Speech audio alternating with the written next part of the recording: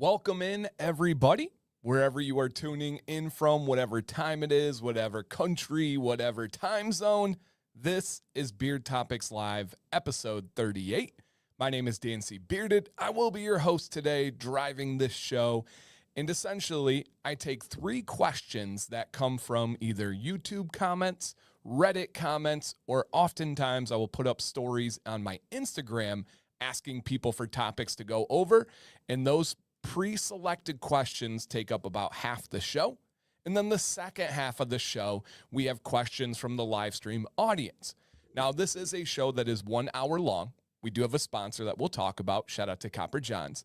And it's a show that I take great pride in the replayability / podcast listen ability. There are no timely giveaways. There's no crazy graphics or pictures or stories on the screen. You can just simply listen to this beard nerd detailed discussion and enjoy. If you do get involved after the fact, like last episode, my buddy James and several others, please consider leaving a comment on the YouTube video because it allows people to engage with the conversation. It continues to show YouTube that this live stream has legs and will continue to get people as they search for it, as they find it on the stream section of my channel. It is all appreciated. And if you are here in the live, please, on your way in, consider a thumbs up. And if you want to share this out with some friends, like I said, it has great replayability and listenability. Thank you guys for tuning in. As you guys come in, if you guys don't mind, let us know where you're from and what time it is right now. Because one of the main purposes, as it says on the screen right now, is Beard Topics Live is random days and random times. I like to be able to discuss straight up beard stuff without talking about my life in Florida and games and all this, which I love those. But sometimes we just want to get some just straight up beard talk. The other purpose of this live stream is it's not constricted to a day and time schedule. It is random. We will hit people that cannot make the normally scheduled streams. We will hit people in different time zones. We'll hit people with different work and life schedules. And just sometimes randomly you're able to tune in. Like right now, it's 2 p.m. Eastern where I live. And maybe people are at work and they throw in some earbuds and listen to this while they're working. And it helps them pass the time.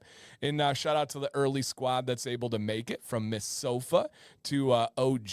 We also have Kevin, JB, Jacob Jacked Up, Joshua, Frankie J, Andrew, Dennis. We have in here Firefighter, Lunchbox, Tim, Ryan, Chelsea. Welcome, you guys. And with this, I will be starring some questions as they go through. And so if you have questions for the second half of the show, I will be starring them. And Ryan says, he said, slept in on his day off, finally done mowing the lawn. I just got done working on the pool outside. Very hot, very humid, and I just finally calmed down, and my beard's doing okay. Now, if you want to know how I approach heat on days like today, please check out my video that dropped this morning. And thank you, Vaughn. I appreciate it. And this, again, guys, is just straight up beard talk. We could talk about beard care, beard styling, beard tools, beard products, beard history, beard ingredients, beard perspective. Whatever you guys are wondering, whatever you think is a topic of interest, would love to be able to discuss it with you guys. And let's go ahead and check out who made it possible today, and that would be Copper Johns. Copper Johns, thank you for sponsoring this live stream today. And I'm going to drop a link in the chat to their Instagram. If you guys don't mind, they do a great job of getting information and communication out on their Instagram. So if you do not follow them, it's absolutely free for you to give them a follow and check out that page. They also have a YouTube channel where they go live several times a week. So if you want to look up Copper Johns on YouTube, I know they would greatly appreciate that. Hey, Matt, good to see you, man. And I have started your question about beard dents. We will absolutely address that in the second half of this hour-long show. And thank you, Moose. I appreciate that, man. But this is a great company. Again, guys, check out their YouTube channel. You don't have to buy anything to support on this channel. I really stand by that. I've been super consistent. But I would love for you, if you have the ability to support for free, by liking the stream, sharing the stream, and then also going over to the Copper John's Instagram and giving them a follow over there. If they notice a bunch of people came in and followed, that would be awesome for them to realize. All right, Ryan, I have starred your question, and we will hit that on the second half. Great question, by the way, man. Great question. So Copper John's. They are out of Utah. They are an amazing company. They just celebrated an anniversary. They have so many awesome products, and a couple to highlight and star here, you guys. Their Sweetwater conditioner is one of the most beloved in the beard industry. Their Sundance scent is one of the top 3 scents ever by my beautiful wife's preference. It is an aquatic citrus cologne, kind of like a sweeter, brighter cologne, and it is demanded. It is loved. I have it in oil. I have it in butter. I have it in spray cologne, and I believe I have it in solid cologne too, if I'm remembering correctly. And then one of the only 2 deodorants that I have used for the last several years and that I only ever plan on using, and it's literally in the pits right now. Give it a smell. Here's the mic. Got a little bit weird there, but it did happen. And it is the Copper John's deodorant. Now, this is a baking soda-based deodorant. So for some people that need a little bit extra, right, if you're using other types of deodorant and it doesn't seem to be working, this could be something that really kicks it in. It's got a little bit higher of a pH. It's a little bit more aggressive of a deodorant. Now, to be fully transparent, some people cannot handle the baking soda and their armpits do break out in a little painful rash. Sometimes that will pass after a week or two. And then for some people, it's just not in the cards for them. However, I have 0 issues with it. My wife, Sam, does. She has sensitivity to the baking soda. So as always, guys, just completely transparent here. But I love it. I couldn't imagine not having this. I could imagine having this deodorant not in my rotation. And again, I only use 2. Andrew, I agree they need to bring back the spray cologne. I think he's considering it for small limited runs. I only use 2 spray colognes, and this is one of them. Yep, it's a really, really, really great company and great product. And Vaughn says, love Copper John's products. They are fantastic. They really are. And so again, guys, the affiliate discount code, if you guys want to save money, you want to help this company and support this platform, just when you purchase, consider using code DANCY15, and it will be a win-all for everybody. So shout out to Copper John's. Thank you for sponsoring today. And again, I'm going to put their link to their Instagram in the chat one more time, or you can just search on Instagram, Copper John's. It's very, very simple. Go give them a follow over there. Maybe comment and say Dan C. Bearded sent me. And then we can keep these great shows of free content going and going and going, all because of these amazing sponsors. All right. First topic, and again, guys, we do 3 different topics here, and then the second half will be the questions for the chat. Dan by Daylight, yes. Yep, these are the random ones. Yes, hello, Notable. Yes, Sean. And again, guys, Beard Topics Live is back. Random days, random times. This is our 2nd episode after a little break, and we are getting right into it. The first topic came to us from about a month ago, and this was a great question on YouTube. What's your opinion on balms? I currently use it as my beard is at a length where the sides up high are a bit unruly. Would it be worth continuing to use once it's longer and laying down better? Great question. And I do want to point out something important here. He asked, what is your opinion? I would love for the chat to share their opinion, and I might be able to read some off as well. But just keep in mind, guys, this is not the most chat engaging live stream ever, because I do like to treat it like a podcast and really be aware of the people that listen to this on replay or listen to it podcast style. Thank you, Donald. Get in here. And so I'm going to give you a 2-part answer on my opinion of beard balm. My opinion is I do not wear beard balm, and I do not like beard balm for myself. I also believe I do not need beard balm, and that is a clear distinction that could go in a different direction for many of you. For me, I would rather achieve my desired style by training first, meaning the styling with a comb, with a brush, and especially with heat, and even something like a straightener or a beard heated brush.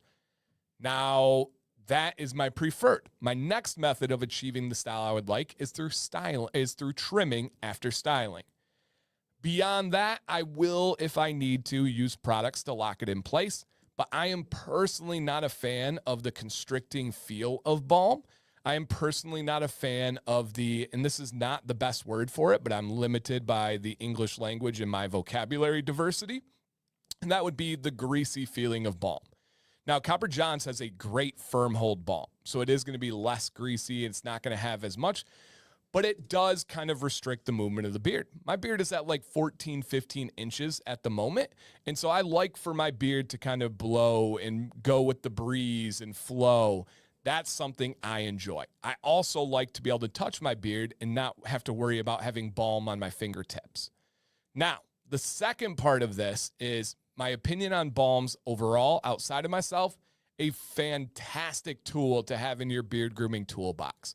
It will help lock in the style that you are trying to achieve. It will help control flyaways. It'll especially do great on your mustache and sideburns and any area that you just want a little bit extra oomph in.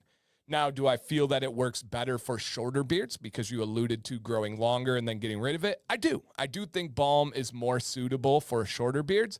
Do I think it should be a no-no for longer beards? No. From the bottom of my heart, no. Do your thing. If you like a longer beard and you want to lock in a certain style and you don't want it blowing as much, that's absolutely personal preference. Now, we know that balm is primarily a styling agent. However, it is nourishing as well.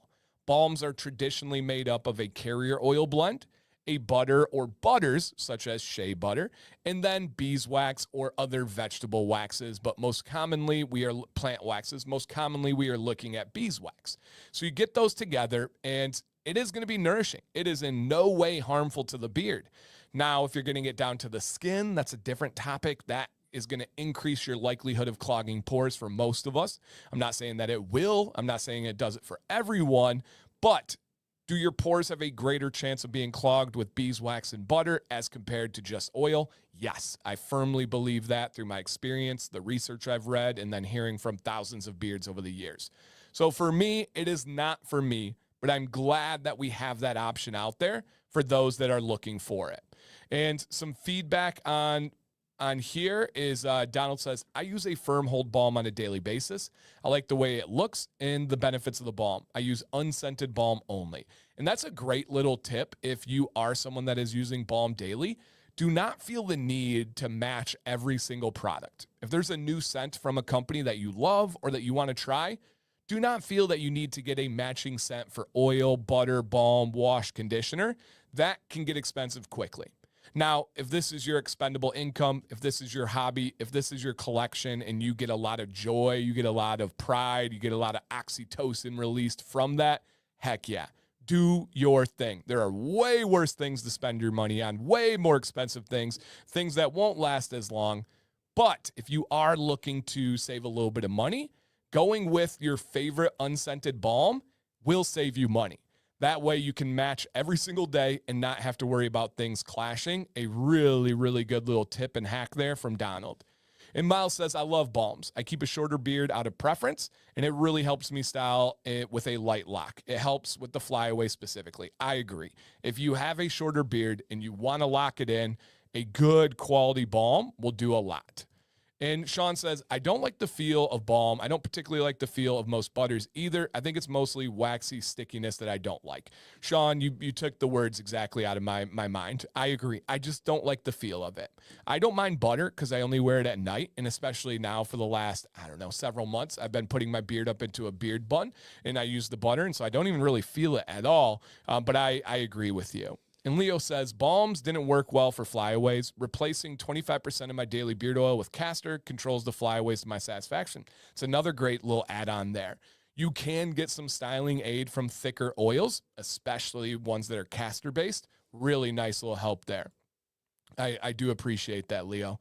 Aaron, I've starred your question. And JB, who has a very large beard, a much bigger beard than I have, he says, I don't use balm myself. Butter seems to work fine for me if I want a little extra styling. And we do have that advantage of the styling down. We do have a little advantage of gravity. I think it's one of the most exaggerated aspects of a beard. Gravity doesn't help a whole lot because our beards aren't that heavy, but it can make a nice little difference. And Bearded Guitar says, I use unscented oil and butter at night to save the scented stuff for daytime. Another great money-saving hack right there. Love that. Thank you guys for sharing. All right. And if you guys are listening podcast style or on replay and you feel that you want to contribute to this conversation, the comment section on YouTube is always open, and I do appreciate every single comment that you guys have.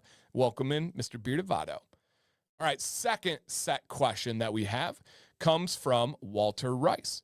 And Sarge says, who has the most firm balm in your opinion? So I give 3 answers to this every time, and it's not because they're a sponsor. You could have messaged me yesterday, and I'd say the same exact thing. The 3 most firm balms that I recommend are Copper Johns, Johnny Ray, and Luxurious Bastard. I think those are very, very firm. There's other medium firm ones that are very good, such as Beard Octane and Weatherbeard and Dead Man's and Bearded Mac and Dr. Nick's. But I would say the 3 firmest balms that are high quality, Copper Johns, Johnny Ray, and Luxurious Bastard. So I think that would make the difference there. Okay. Hey, Ken. Walter Rice says, I was wondering if you have any insight on beards and motorcycle helmets. So, and Andrew Lyons in the chat says, funny, those are my top 3 as well. Yep, we just know what we're talking about. And Walter, I have specifically not made a video about beards and motorcycles or helmets because I do not experience those in my life. I do not ride a motorcycle. I will likely never ride a motorcycle. I only have 2 firm rules with my personal sons, Maddox and Jackson. They will never smoke cigarettes and they will never ride motorcycles. That's just something that I believe in. Those of you that do ride, heck yeah, do your thing. Be safe, please. I have just seen some horrendous motorcycle accidents. Now, of course, I've seen car accidents too. I get it. But for me with the motorcycle, it's worrying about everybody else on the road, not necessarily you as a driver. And I drive way too much in this country to see people and trust them with something like a motorcycle. So that's just me. I don't feel comfortable making a video on that currently because I am by no means an expert. However, I do have some perspective that I feel comfortable with sharing here on the stream. And this is the perfect opportunity for people to give their experience, give their thoughts and feedback in the live stream where you can view the chat or with a comment afterwards. So the closest video I have to beards and motorcycles and motorcycle helmets would be my wind whipped beard video. Go check that out. It kind of breaks down the science of what happens to beard hairs when the wind is really aggressive and really fast. Essentially, think of the beard hair shaft itself as a pine cone. You know, when you have a pine cone where everything is laying nice and smooth and it's kind of tucked in and it's skinny, that is how we want our beard hairs. However, they can open up in the different layers of the keratin, the different essentially stacked dead skin cells. That's not exactly what it is, but it's an easy way to understand it. And I've started your question, Frankie J, great one. And essentially those different layers can open up and kind of flare out. When you get a wind-whipped beard, every single hair shaft will open up and flare out, and they will grab all of the other hair shafts, and it makes it impossible to even run your fingers through your beard, let alone a comb. And that's not always pleasant. That not always looks good. That's not something that is something you want to have as your end result of riding the motorcycle. So I'm going to talk about the helmet in a second, but my first bit of advice that I've learned from many people that ride out there and have a beard is a couple of things. I would say contain and control. So the containment part is going to be with something like a beard braid or a beard knot or a beard bun, whatever you want to call it. Don't just let it fly freely. And this is just my take on it, guys. This is absolutely not a right or wrong black and white answer. This is just me sharing on a topic I don't know a ton about. In hearing from these guys with experience, they really prefer to do the braid. They really prefer to do the bun or not. And it makes a lot of sense because you are limiting the surface area. When you have wind whip, which is going to make the beard feel that way and go crazy and be the pine cones that stick out rather than inline, the more surface area, the more whippage that happens. If you control the surface area of the beard, you're not going to have as much as that of that damage that's happening. Now, the other side, right, would be to control and contain, would be to cover the beard. Use something like a neck gaiter. Use something that is going to keep the beard away from the elements. That will make a massive difference. I don't know if that's possible for everybody all the time, but if you can actually cover the beard, once you get done riding, there should be no real difference of how it felt beforehand, as long as that wind is not hitting it. Now, that kind of solves the answer for the motorcycle helmet. If you're going to wear a motorcycle helmet, right, from my understanding, there's a strap that goes under the jaw, and that can be an issue for a beard. If you put it in a braid, a bun, or a knot, that is an easy solution to have it controlled, and then you can have the strap underneath it and not have any issues with it catching the beard or messing up the beard at all. It kind of all works together hand in hand. And so that can be something that really makes a really nice difference. And for those of you listening right now, you're like, damn, that sounds great, but my beard's too short to do a beard knot or a beard bun or a beard braid. You can use hair ties. In this situation of going 60, 70, 80 miles per hour plus, you probably want a hair tie, even if you have the best beard knot in the game, just to give a little bit more security to it. The only thing I encourage is make sure it's not like a rubber or elastic band that's just going to grab the hairs and damage them. Look for something that has some fabric around the outside, such as Goody is a good brand for those. And yeah. And Nathan says, I thought when a beard reached a certain length, it was mandatory to own a motorcycle. Yeah, still no motorcycle here. And yes, you definitely have to. And Bearded Guitar says they make leather ponytail holders that snap different lengths. You can use those for the beard as well. There you go. So they definitely have options for this. But I would say to control and contain the beard is going to be your best way. And that will really, really help. And Ryan says, wind whip or not, no matter the product I use, my 8-month beard looks like tentacles coming out. Okay, when it gets longer, I'll braid it. I got you, man. We're going to come back to this one because there is absolutely a way to not have your beard look like tentacles. I promise you. All right, so here we go on this one, you guys. Walter, I hope that helped. I hope we get some people giving some further feedback into the chat as we go through. And Grimoff says, a cheap fabric Walmart ones and pack of 20 are great. I pre-stretch them on my water bottle. Very smart. Yeah, we use Goody. I mean, it's when you talk about a pack of 20, it maybe costs, I don't know, $3. It's nothing expensive, nothing like that. I agree. As long as they have the fabric on them, they're going to be fine. Yep. All right. Our last one that is submitted beforehand, and then we will get to all of your guys' questions that we can in a half an hour. So if you have things that you want to discuss or that are on top of mind, please have them ready or drop it and I will star it. So Caleb says, and we have a similar question actually from Frankie J next about serum and oil, but Caleb says, is beard wash the same as beard shampoo? And I'm going to put up Frankie's actually at the same time because he said, what's the difference between serum and oil? In both of these situations, you guys, it is just simply a marketing term. There is absolutely no difference between a beard wash and a beard shampoo. Now, the term beard wash is much more prevalent in the industry as compared to beard shampoo because of one main reason, in my opinion, in my experience, and that would be because shampoo is so closely associated with head hair. And so we wanted to break the association with using harsh head hair with a higher pH, usually cheaper ingredients, more aggressive surfactants that are going to damage the beard. We wanted to separate the industry from the head hair shampoo, and so it is called a beard wash. Now, this is something that's really developed in the last several years, really with me working in the industry. It's come around in that time. We know the very first beard product LLC company in the United States of America was in 2011. That is a very, very short time ago. We didn't actually start to see quality beard washes and beard shampoos until a few years later, 2013 to 2015, in that range. So we are talking single digits, around 10 years or less, of an industry of making products to wash your beard. And that is something that is really relevant because we've been able to kind of see it evolve and grow and shape. There's a company I used to be associated with. They sold, and I'm not a fan of them anymore, but they used to have a product that they called Beard Poo. Yes, that pause was intentional for dramatic effect. Beard Poo, P-O-O. That was their take on beard shampoo. Well, it wasn't a great name. It didn't really work. I don't think many people want to buy Beard Poo. So yes, is beard wash and beard shampoo the same thing? Yes, it is. just simply a marketing term. Now, a beard serum and oil, almost entirely the same thing. Yes, it is the same thing.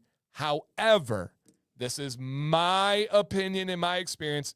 Generally speaking, serum, if it is labeled as a beard serum and there is no beard oil available, my experience shows usually those are the cheaper or worse products. That's not the case always, right? Copper Johns has a hair revitalizing serum. That is different. That's not their beard oil. That is something that is intended for growth. And if I have found any difference with lining up all the serums I've tried, all the oils I've tried, would be that the serums are a little bit thicker. Now, is that just coincidence? I don't know. Is there any correlation there? I'm not sure. But I would say, for the most part, they are the same. Outside of like Copper John's Grow Serum, I don't know of many quality serums out there. But regardless, it's just a marketing term. It's just like somebody calling a conditioner a co-wash. It is a conditioner, but does it have a little fancier, flashier term? Probably. And so those would be kind of your main differences that we have. Same thing, just a marketing term.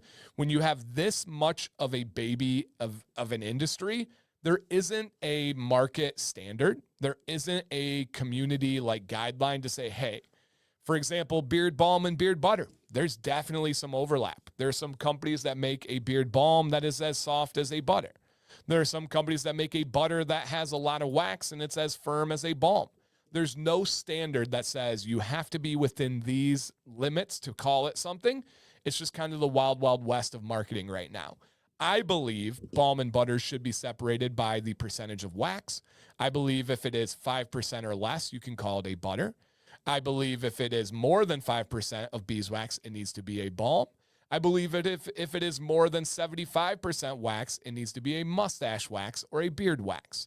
So wax would be the most prominent for the ratio of beeswax. Next would be balm, and then butter down below. And that would be my take on it. And I would love to see the industry to get a little bit more standardized, but we're gonna have to see that in the future because it's gonna take a little while. All right, and a little bit of feedback here. Sean says, I don't ride, but I drive with my windows down most of the time. Unless I'm going on the highway speed, the wind whip isn't bad unless I'm on PCH in the onshore flow. Yeah, and the area makes a difference as well. There's no doubt about that. Okay, we are going to now tune in to the topics from the chat. Let me catch up on these ones, you guys, and I will make sure we have it all. Is poo the best balm? Okay. I'm going to make sure we have all of these ones. Okay. That company made several awful marketing decisions, commercials, yes. And then the person that was associated with them is continuing to make terrible decisions with the new company. You are correct. And we all see it. And it's like slow pain as it goes. So yes. All right. Let's go ahead and check out your guys' topics from the chat now. We will address these in order. Tell us how to fix dents at the end of a long beard. My beard is going curly at the bottom. So number one, and I don't mean to dismiss any question. I never will do that. I always like to treat every question like it's the first time I heard it.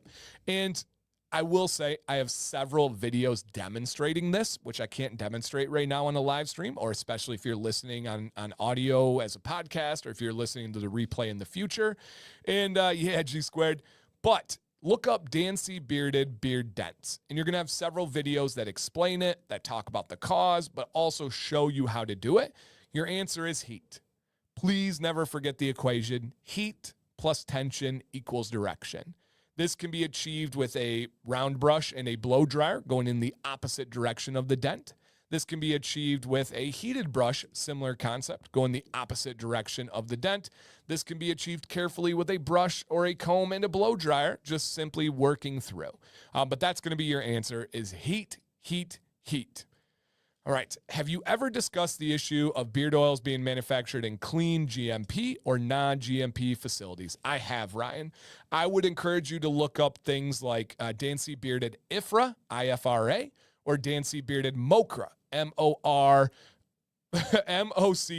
Oh my gosh. But yes, IFRA and Mocra, I stay up to date on all of this.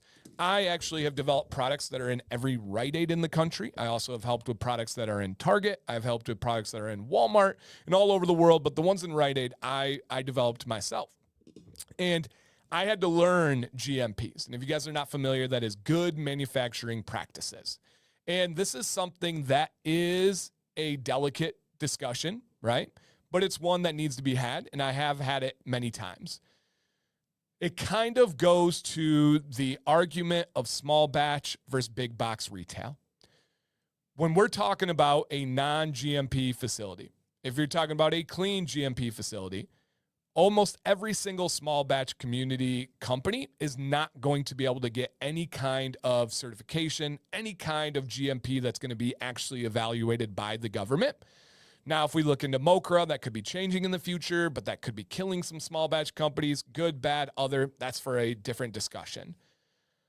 I've also seen small batch companies that have done live streams showing off their facility, and they're very proud of it. There's one in the chat right now, Weatherbeard, daily live streams as they make products so you can see it for yourselves.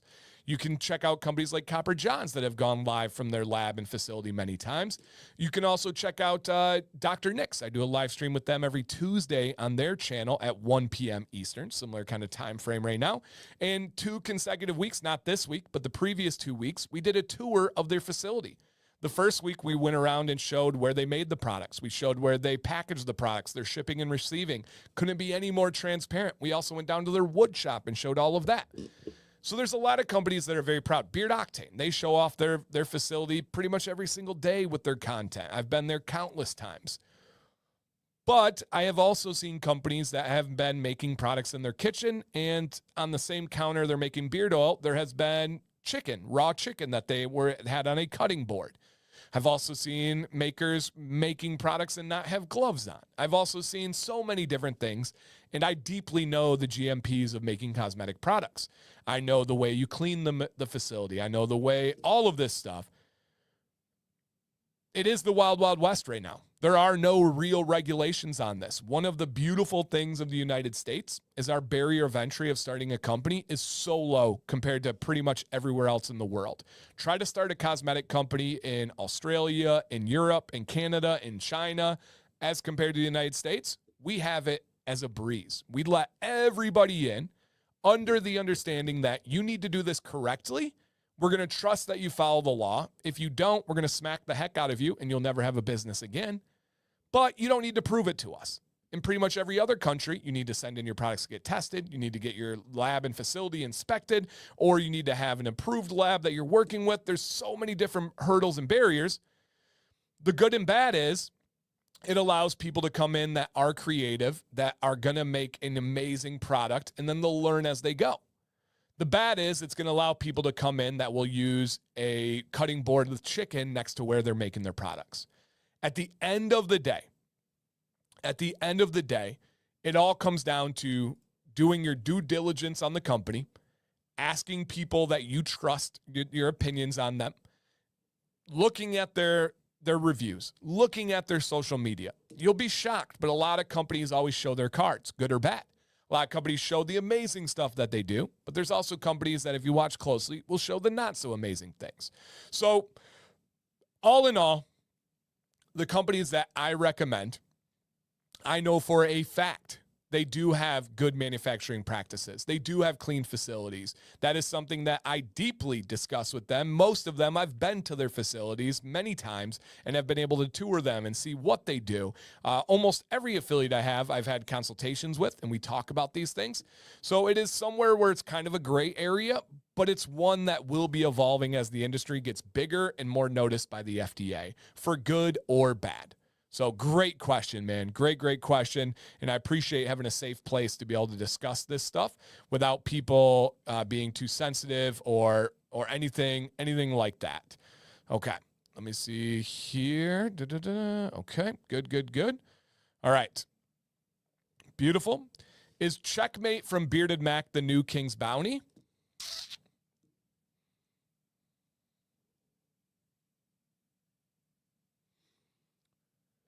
I got a Checkmate package in yesterday from the Bearded Mac.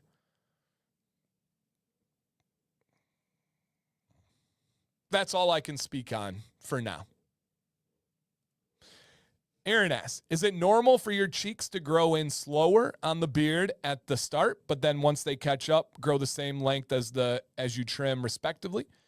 So your cheeks are always going to be the last growers. Your cheeks are always going to be the slowest growers, and your cheeks are always going to be the shortest growers. A good general rule is your jawline is your strongest growth, especially on your chin and the goatee area. Everything, the more north you go, the slower and lower it is. And the more south you go down your neck, the slower and the lower the growth is. So is it normal for your cheeks to be slow? Yes. Is it normal for them to catch up? Yes. Is it normal for them to sustain once they catch up? Yes. Nothing out of the ordinary there, Aaron. Okay. Wind whip or not, no matter the oh, yes. Okay, so Ryan is saying, my 8-month beard looks like tentacles coming out to grab you by mid-morning.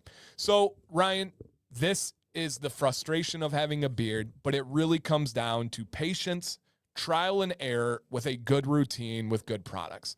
First off, make sure you're using a quality wash every single day, and then make sure you're using a quality oil that is right for your beard and using the right amount. After that, it is heat, my friend. I posted on Reddit today on some like men's fashion thing just to see if I could get some more attention to the channel. It was authentic. I added value, good content. But there were so many people asking about how my beard was so meticulous and how I got it looking the way it does. And the answer is heat. It really is heat, you guys. Blow dryer, beard straightener, and or either or both, it can make a big difference. If you dial in your heat routine, I promise you, it will not look like tentacles. It might take a few weeks. It might take many versions of it. And just once you figure it out, something's going to go whoop, whoop, zoop, zoop over here. And you're going to have to readjust as the seasons change, your personal health changes, so many variables. But heat will be your answer. Sarge says, why does it seem that whenever my hair falls out, they are gray ones? I'm predominantly red. Sarge, I just did a video on this. If you want to check it out, it was, I forget the exact name of the title, but something along the lines of gray hairs growing faster and shedding more frequently. You, sir, a red beard does not have a transition period. A red beard goes from red to white, like immediately. And there, I mean, it might be gray in your eyes, but it is just, a lot of us go through a slow transition. Red is bam, immediately changes. And with that, your gray hairs are likely growing faster and are likely shedding more frequently. Once you lose the pigment in your hair, essentially what's happening is your follicle starts large. And as it ages, it starts to shrink. And once it gets to a certain size, the pigment no longer comes through and it turns gray. Once that happens, the life cycle is shorter, meaning you start to have increased shedding. The hair is going to come out more and it's even going to grow faster. And so you are just observing how nature works and how the hair life cycle works. So nothing out of the ordinary, nothing to be worried about. Dave, what is the best lavender oil do you think is the best one? Okay, that's a great question. The first thing that comes to mind for me would be the Nightwalker by the Bearded Mac. It is vanilla and it is lavender. As simple gets. That's really the first one that comes to mind for me. And then there's tons of other great ones out there, but the Nightwalker Mac would be the main one for me. All right. Is there any good alternatives to beard wash for some reason you can't get any? Yeah, a good quality baby wash will do a great job to wash your beard. In my opinion, don't just get the Johnson & Johnson garbage, but get something from Honest. That's a good brand. Get something from another similar one. But baby wash has a more gentle pH. It's not going to be as aggressive as like head hair shampoo. And you can get it on any vacation, any main store that's around. So yeah, dude, absolutely baby wash. Give it a shot. Dan, it's humid as heck in Ohio right now. How do you deal with the humidity? And so I just did a video on this one too. I say embrace it. Don't fight the humidity. Work with it. Get a little bit more girth. Get a little bit more volume. Or you can use the Ken from Hawaii, aka Exotic Ken, and his approach and over straighten it in the morning. Understanding the second you step out into that humidity, it's going to poof out and it's going to correct itself right back to the middle. Where if you do your normal routine, the humidity takes it past the middle. If you over straighten and allow it to come back, that could make a really nice difference. Cheers, guys. Hey, what are you guys sipping on? What are you guys snacking on? I know some of you are at work. I know you got a beverage by you. I'm guessing some Celsius out there, maybe some Gatorades. What do you guys got? Just water for me. Awesome, Vaughn. And guys, I have 20 more minutes of questions or topics. So whatever you guys want to discuss, I am here for you guys, but we will be done at 3 p.m. Eastern. Bearded Guitar says, Dan, have you tried the new wide tooth carbon comb from Live Bearded? I do. I have all of their carbon ones. It's a game changer. I have the number 8 from Chicago as well. Although I do use both, I give the edge to Live Bearded version. Interesting. So I do have all the Live Bearded combs. Love them. I will be showing them. Live Bearded is an affiliate of mine. However, I will take the number 8 from Chicago Combs still in a landslide for me personally. They are not an affiliate. I've never made a penny off them. If I switched and I recommended everybody to go to the Live Bearded ones, I would make more money.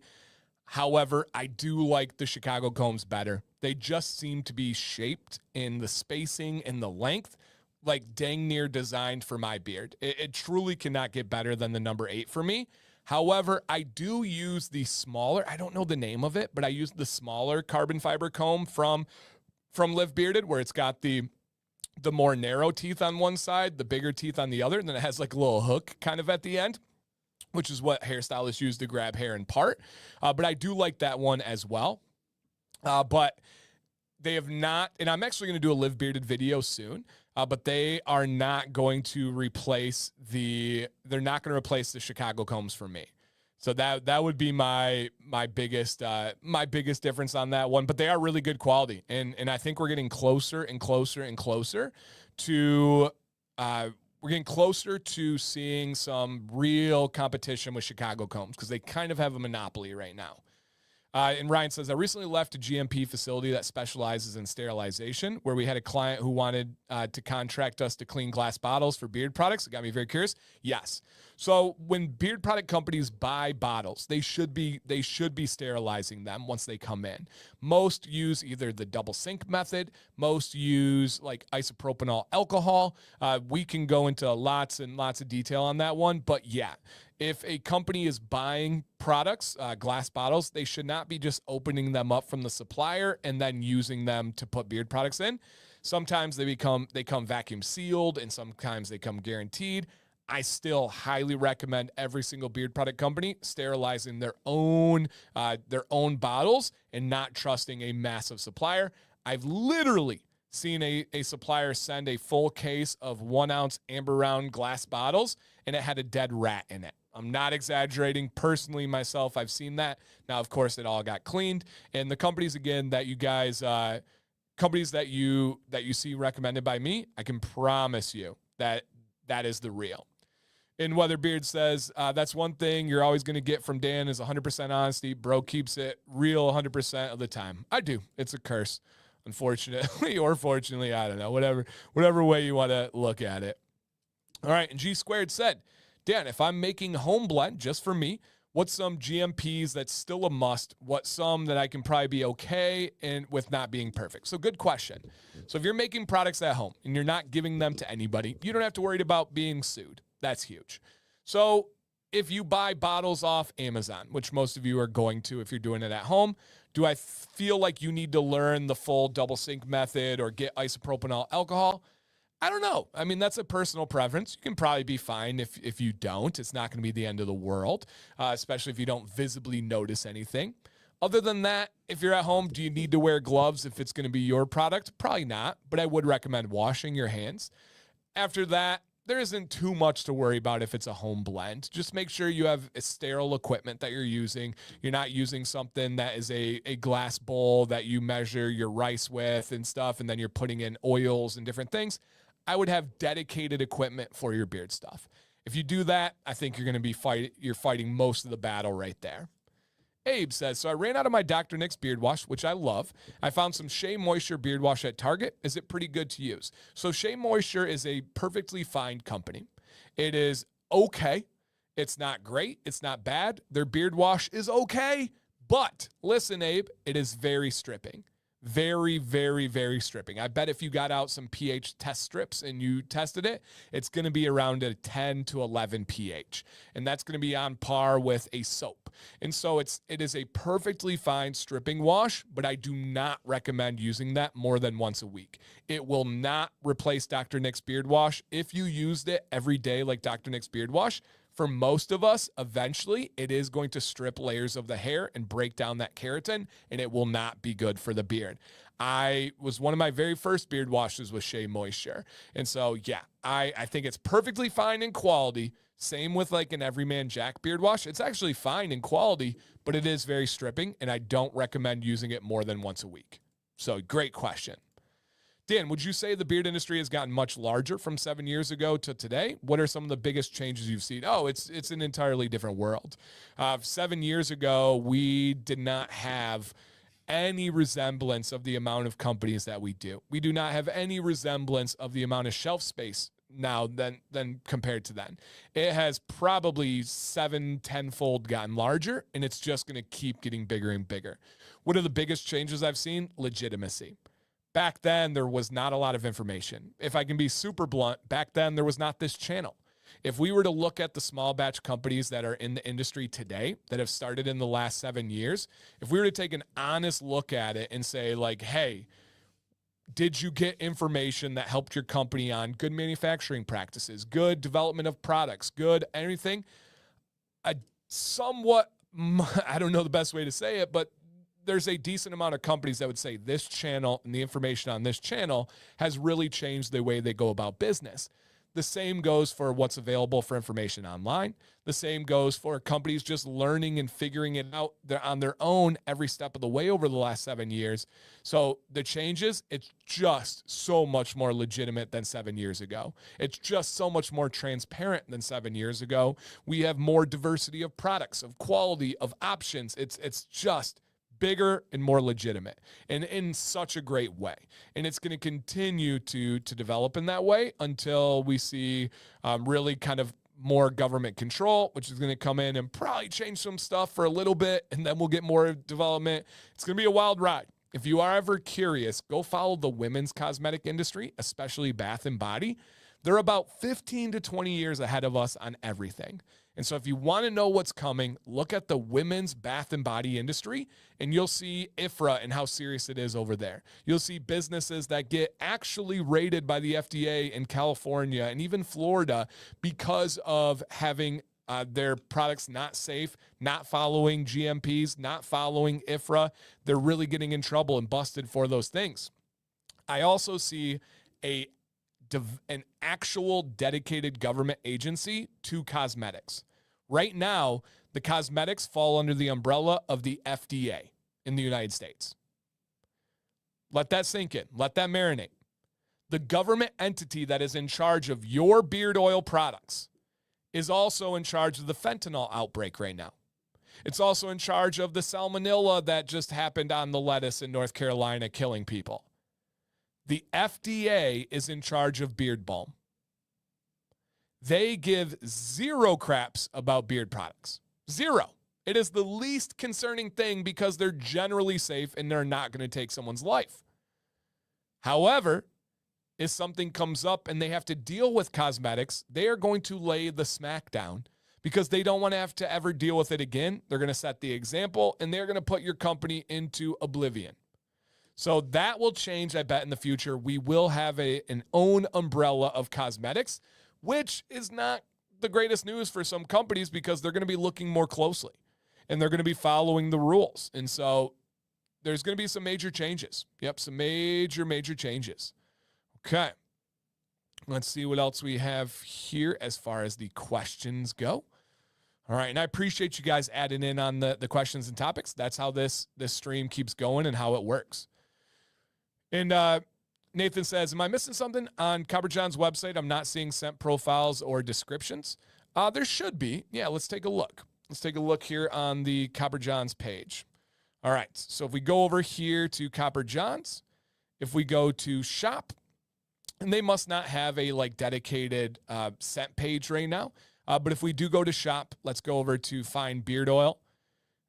This one right here is the Sundance, right? And then on the picture is where you're going to find the scent description. They might not have it listed over here. In their website, they're going through a lot of changes. Just to be totally transparent, they're with a new kind of marketing agency that's helping their website and their ads and everything.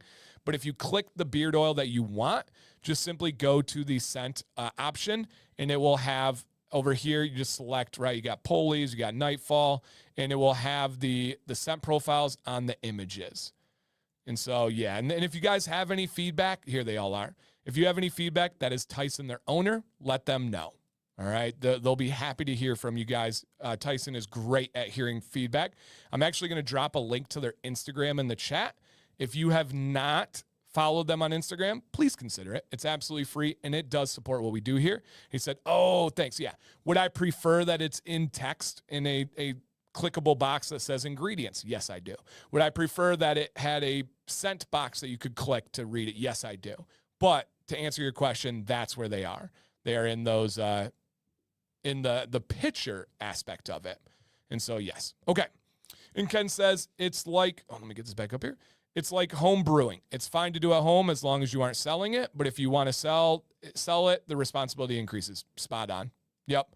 Thoughts on the vendors' shipping systems that tell you that your item has been shipped, even though they only have a label that has been made. The system starts asking me to review things I don't have yet. Yeah, a couple of things here, Steve.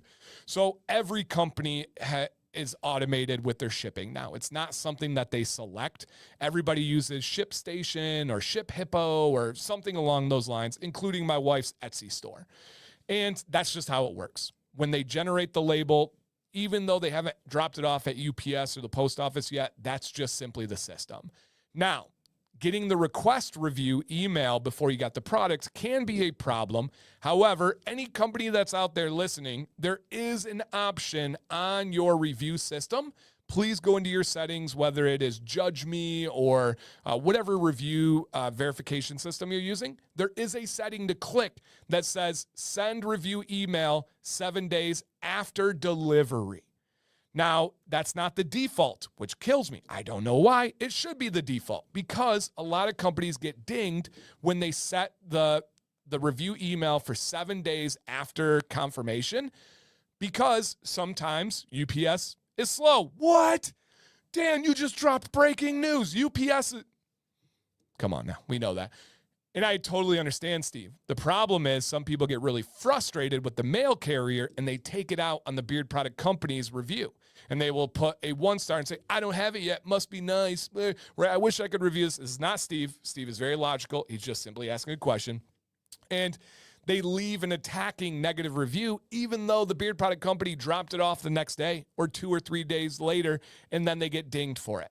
So on this one, you guys, shout out to the companies out there.